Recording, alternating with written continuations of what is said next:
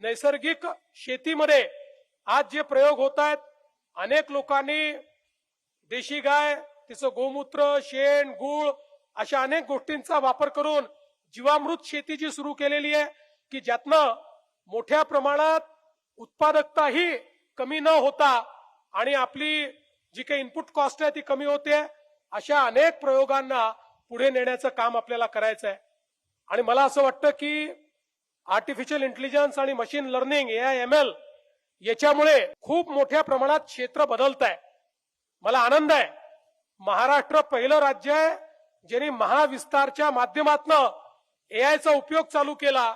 आणि महाविस्तार ऍप असा आहे की कुठल्याही शेतकऱ्याला आपल्या कुठल्याही प्रश्नाचं उत्तर हे त्याच्या भाषेमध्ये या ऍपवर मिळणार आहे.